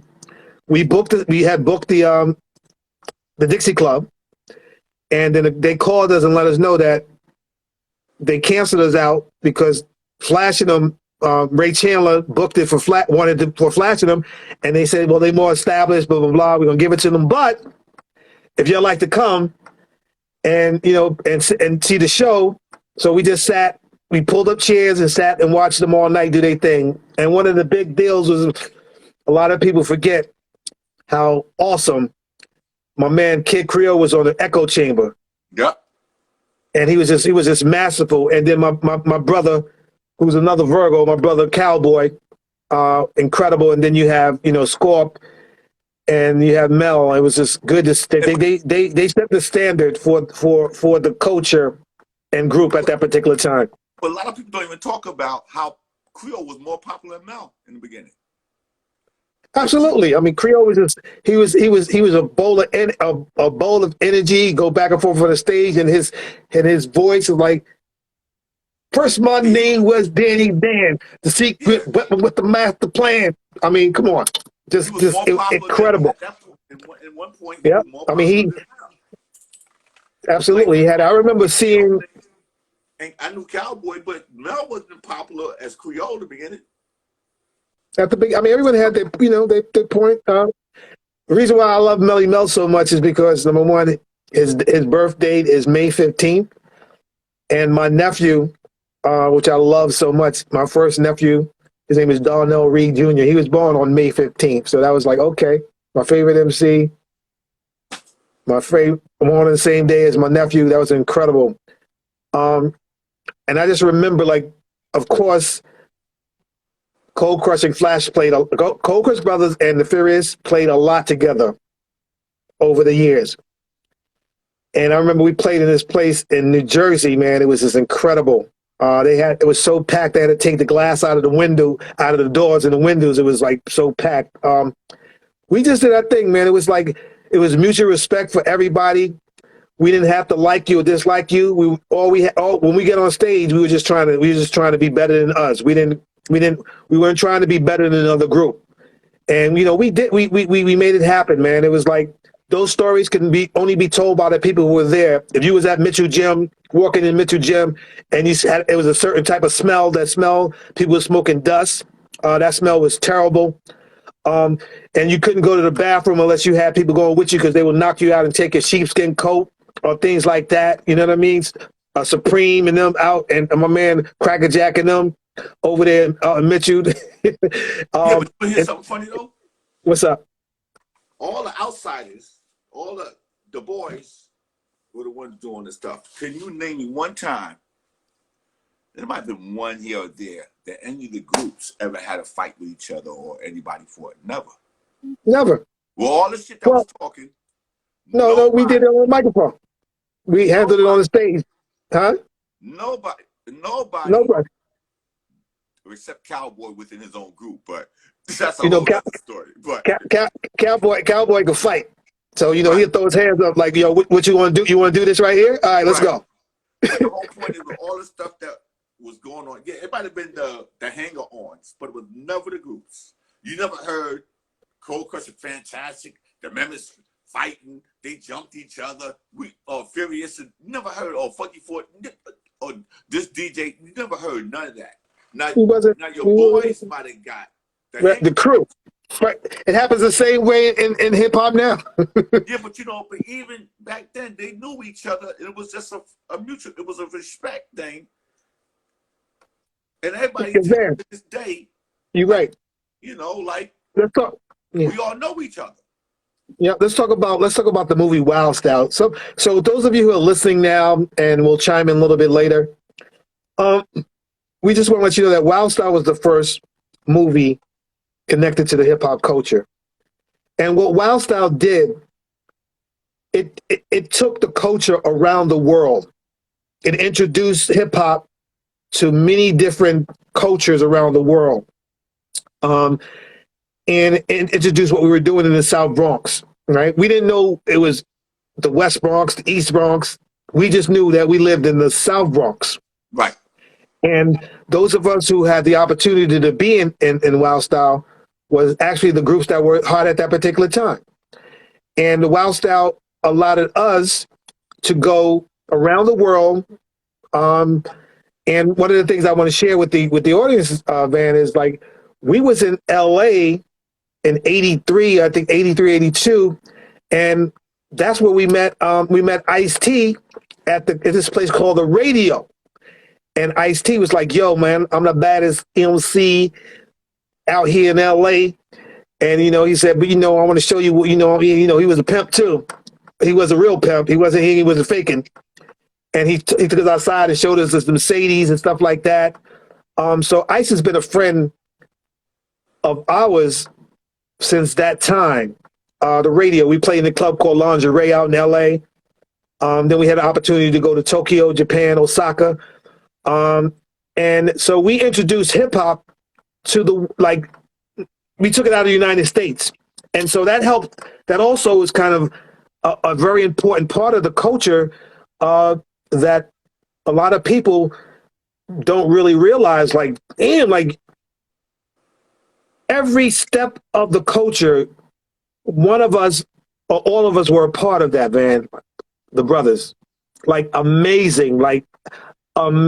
So, I mean, what can you say, man? I mean, I can say this, man. I'm honored to be part of hip hop, and I'm honored to be part of the Coldcrush Brothers. and to say Wild Style, which I would say was one of the rawest when it was raw. Okay. Yeah. To me, it was just like the Warriors, raw. Even though they had the actors in the Warriors, but you gave something that we all could relate to. Yep. Well, Beat Street, okay. Well, man, you could use this word. It became commercial. Right. Breaking 1 and 2, can't do it. It became more commercial. Crush Groove, I mean, I love them, but I just can't do it. Woo. But Wild Style, Crush Groove went like left. It wasn't commercial. It wasn't entertaining. I don't know what you would call it, but you would call it a movie, but it was just different. I'm glad to see Charlie Ahern 2 weeks ago. We was able to take a picture because I had to thank him for what he creatively done. Absolutely. You can't take Wild Style. Should be what they call that? They put music in I forgot what they call it. It's not the Smithsonian. They put it in a time capsule, and I forgot. I know what you're talking about. I just don't remember what's the name of it. Where they put it in a place where it's part of the annals of the world, right? Yeah, like the Message in the last century. Yep. They did that. Was part of the. I forgot what they call it, but my mind. But Wild Style should be in there. Like, absolutely. I think they will put it in there sooner. If you want to look at Scarface as what it was for that introductory of the new generation of those in the 70s, then you got to look at Wild Style as like you cannot ever recreate that. No. When you took a bunch of young you actually had the people who were doing it at the time involved in in the movie. Like when Busy Beat was talking about going to the Alps. He was one of the first he was the first salesman in hip hop. How many people wanted to go to the Alps after he said, "Where's that place you worked it out?" The Alps. It was cheap. It was right on Tremont Avenue. I mean, it's like come on, and by the train station. And it should be like a landmark in hip hop. Wild Style. Like, I y'all mean, had the if, part that was recreated with Tim Duncan and Kobe, the late Kobe Bryant, in the Sprite commercial, and the Sprite commercial. absolutely. That goes to show That, you how much of an impact that it had. Because I told Shaw Rock and I tell Mel and I tell them, I say, listen, if you don't think that you can sit down with Denzel, Oprah Winfrey, I mean, even Vivica Fox, they can't, and they'll tell you, this is what I know about hip hop. This early stuff. They may not know everything, but right. if Oprah wasn't dancing to Rapper's Delight or something back in the day, then she lived on a different planet. Right. And like, just like how Dave Chappelle seen Scorpio down in Cleveland, and he's talking about the story that Eddie Murphy told him about him. When you look at Coldcrush Brothers, Jay-Z said that part that he did it for the Cold Crush. That's one of his most favorite lines. Isn't that amazing? Listen, Dave Chappelle repeated it because he said it again that night in LL, but that's Jay-Z's most favorite line in hip-hop. I don't I'm care what record he made. overcharging for what they did to the Cold Crush. I don't care what record he made. That's your most legitimate favorite line. That meant something. So Yep. when I look at everybody's legacy, but then you go and look at the Cold Crush Brothers, like you can say, okay, we had the Beatles, we got the Rolling Stones. Mm. The Rolling Stones ain't never gonna be the Beatles. You understand what I'm That's saying? right. But most of the Beatles, besides Paul McCartney and Ringo, the other two's gone. The Rolling Stone just lost a member, but the whole point Yeah. is you still got Cold Crush. It's like, it's not about how great you were or what you had or what machine pushed you. It's about what you did to make a change. Just like with Tape Master with the tapes. That was Yes, sir. implemented by it made a change because nobody was really, I mean, people had tape that was, you could hear, Word yo, up, I'm yeah. out the way. Tape Yo, Master. man, it's very funny. Something so simple is the rope that separated you from the audience.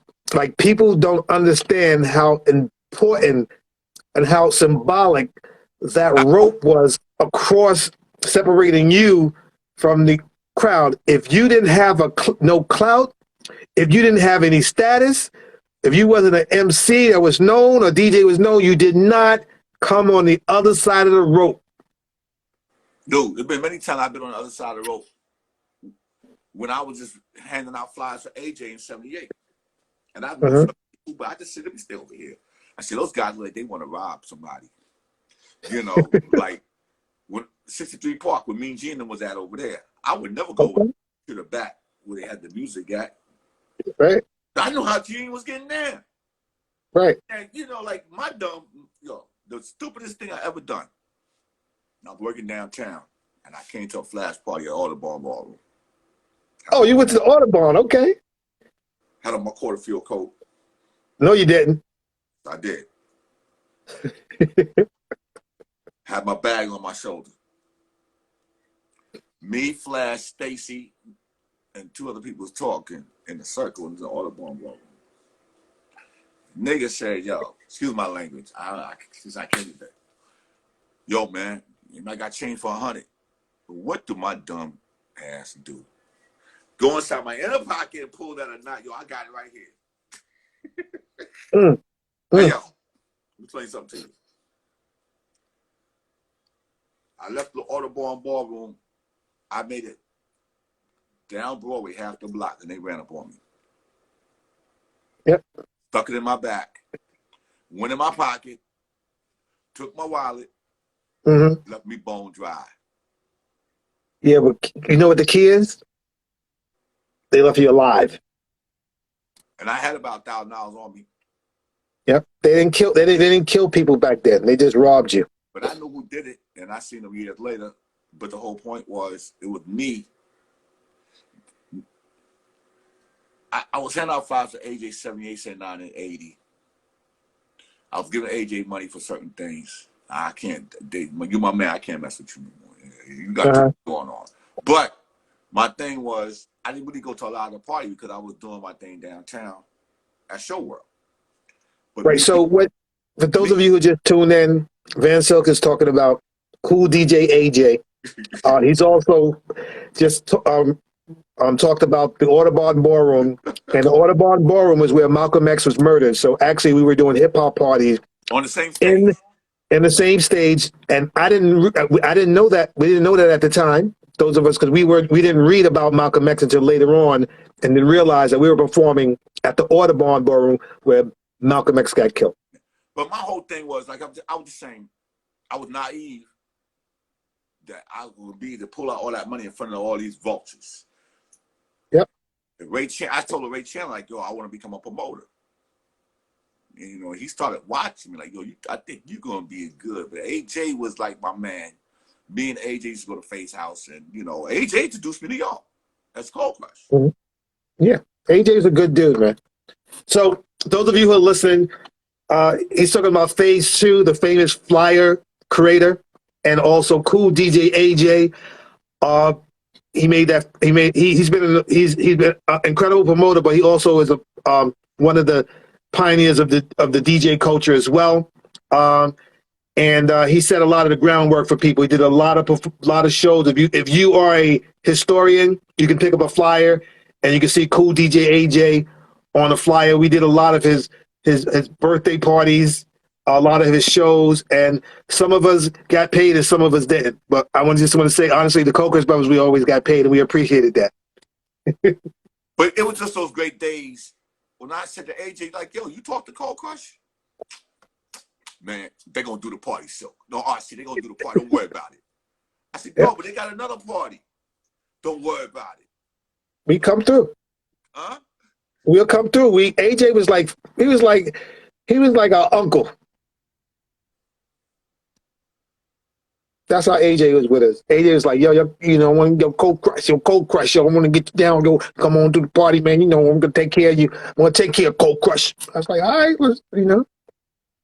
we had a good life, man. Our life in hip hop. And those of you who are just tuning in, I'm Easy AD from the Coldcrush. And I got that up there at the top. If they can't read, something wrong with them. But now we. No, but you just got to reiterate it. It's like we're talking. So we're talking about the historical days. Sometimes you'll hear us not totally tell say the person's title, total name. Also, Van, I want to just talk about one other thing. Bronx River. Now, those of you who've heard stories about Bronx River, I'll wait for that. Can only understand, like, there's a bridge that goes across from one side to the next. So in the early parts of the hip hop culture, if you didn't live in Bronx River, you didn't go to Bronx River. So those of us who was privileged to be able to go to Bronx River and now live there were some of the people who had clout, whether you played basketball really well and you knew most of the ball players, because a lot of the ball players were, some of the rough and tough guys in Bronx River, or you was an MC or a DJ that was part of the family. You had to be part of the family to be able to go in and come out secure. Now, when I say go in, you have a party there. You go in, you do your party, and then when you leave with everything you came with. Now, some MCs and DJs went into Bronx River. Say you went in Bronx River with your sheepskin, or you went in Bronx River with your what's those things they wear on the feet? The Wild No, the other ones, the British Walkers. British Walkers. Right, and when you came out of the center, there were people waiting for you, and they all they used to say to you is just run it. They didn't say anything else. Run it. And you knew what that was. You just take your coat off, take your stuff off, and you give it to them. And people say that's like a bad part of hip hop, right? But the reality is that they didn't kill anybody. You went home and you were able to buy a new sheepskin. You were able to buy a new coat, even though you got in trouble by your parents and said you ain't going out no more. You lived. And that's the difference between a lot of the things that are happening now versus hip hop. it was a code. There was, and you could say it's a bad code, but it was a code of ethics that you did not kill anyone or hurt anyone to the point where they could not, live their life. A lot of people are disconnected in that way. Yeah, because like either you got off 174th Street and you walk towards past Whole Avenue, Boy Club, and all that to Bronx River. That was a chance to cross that bridge. Or you go from 180th Street, go back from Mulberry, where Islam used to be, back to go through the back way of Bronx River. Right. Ain't Monroe High School over there on Boynton Avenue? Monroe High School is on Boston Road. Okay, what was the other high school near Boston? I don't know. I know Stevenson is down that way. Stevenson is close on that side. I don't know what the other high school is, but we had this conversation before, and you named it.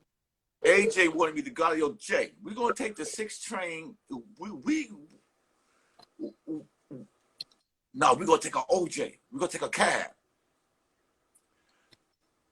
I said, well, yo, man, we're going to Bronx River, this party, man. It was at his high school over there.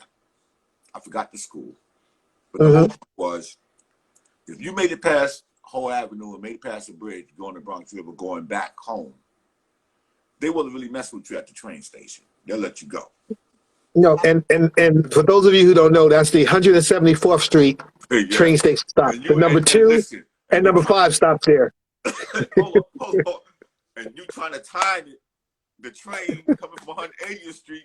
You can hear it. You can hear it. Because if you missed that train, you might have got caught. Again. On the train station. Right. So, I mean, those were the days, man. Because once you got to Central Street, you was cool. You was yeah. But anything above Central Street, you go to Intervale and all that, and then you start hitting 174, 180. Nah, you in a whole different territory. Oh man, we can name like some of the things that we talk about. We talk about like the lead pants. You used to take your lead pants and use a whole can of starch to make sure they was creased to the maximum.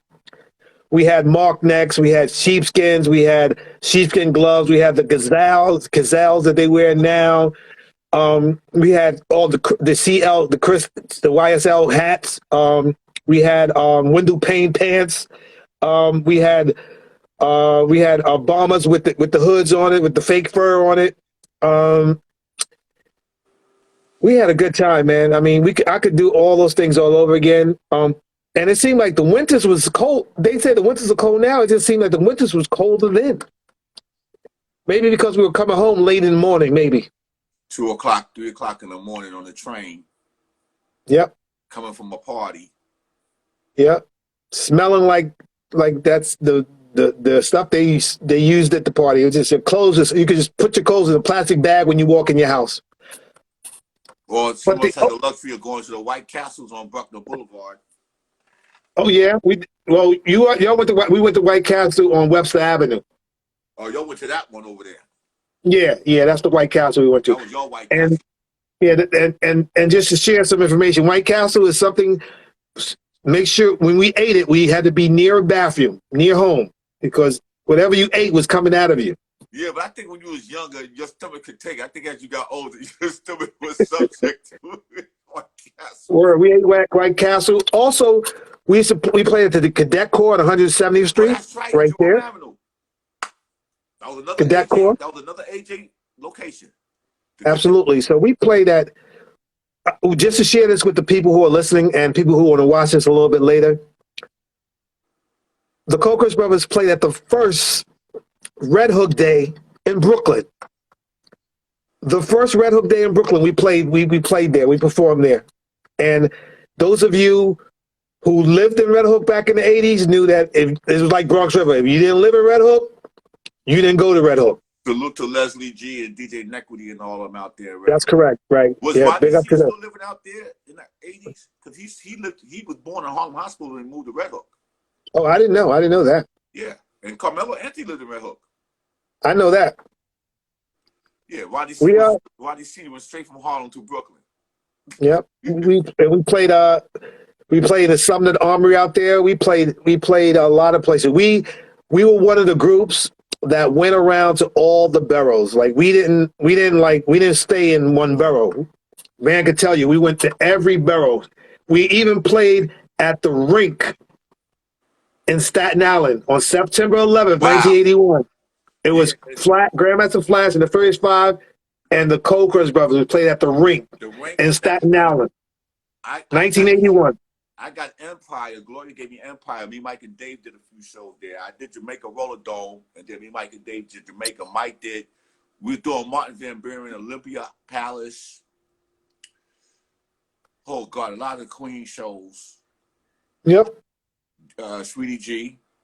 And then I had to go Yep. and talk to Divine and all of them because they sitting over there like, yo, these dudes coming in our barrel, man. They ain't giving us no love.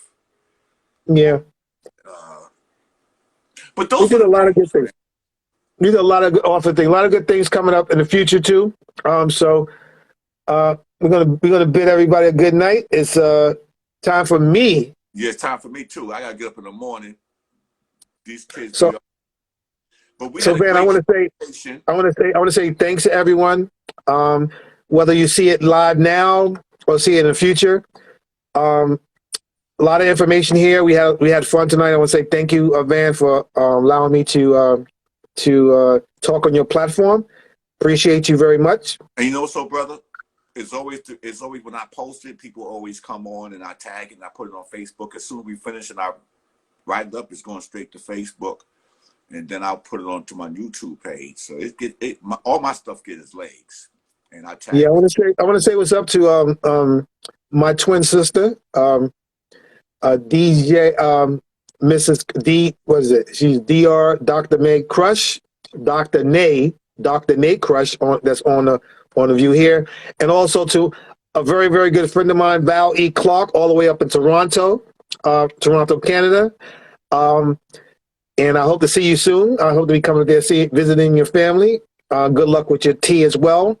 And you know, we just have a good time, man. It's all about the love, man. One of the things, man, I want to share this with the audience. Coldcrush Brothers love their audience. We never felt that we were better than you. We always felt that we were a part of you. And when we put on a show, whether it was one person, whether it was 5 people, whether there were 6 people, we put on a show. It didn't matter how many people was in the audience. We made sure that we gave you what you came for, a show.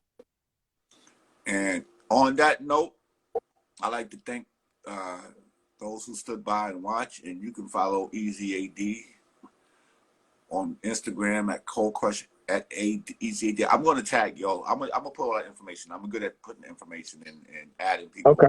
texting people. But I enjoyed this conversation. We need to do it again. And I'll be back in New York in March. Okay. That's going to be my next All right. travel. All right. Make sure you stay healthy. Drink a lot of water. Make sure you get the filters on your shower. Filter and. I meant the bottle of water sitting over there. And I didn't want to jump up and leave it blank. And I just wanted to let you know, the official Nobody Forgets the Biz, which is done with his wife. They starting the foundation. It's going to be done in Baltimore, for 26. So Kane, Shantae, and Cool V and them is part of the situation. February 26. Well, let me know. I like to come out there, just show respect. Yeah, I'll so definitely come. I'm letting you know, and I had posted on my page because Kane did his drop and I did a drop, but my boys from Philly is giving it, and they asking me to get some of Biz's friends to do a 10 or 15-second video drop so they could play it at the event as well. So, Yeah, I would do that. Yeah. Yeah. So I mean, and for those of you who want to know, there are several members who wanted to be a Coldcrush brother. Biz was one. Biz Markie is one of the guys that wanted to be a Coldcrush, one of the Coldcrush 4 MCs. He wanted to step in. DMC, Big Daddy Kane. We had a couple of Coldcrush 4 members in the culture, so we appreciate that. So Biz Markie. And before we go, AD, let's let people recognize and understand that Rob Bass and Coldcrush was around us with Mike and Dave as young kids carrying crates before they Absolutely. were MC. Before they was even MCs, That's correct. Just to let them know. And yes, I got a game that I'm gonna post. When you say people want to be part of the Coldcrush Brothers, just like LL, wanted to perform with Mel and them on the message, but I got a game. I don't want to say it online, but it's something gonna be interesting. Maybe me and you can put it together. Okay. It's different. It's not one of those, which group will you eliminate? They want to post for which group will you eliminate? Or nobody want to add nobody. You want to eliminate all negative stuff. But I'll tell you what it is tomorrow. Okay. I want to sit here and get myself prepared so I can get up in the morning and get me something to eat. And I appreciate this, and I appreciate those who've hung around and those who's going to watch it. And we're going to bring more great content. And follow Easy AD. He's also on Facebook. And he's on Yes. Instagram. Yes. And on that note, I'm going to salute y'all. Peace, love, and hip hop to everybody. Yes, sir. All right. Peace.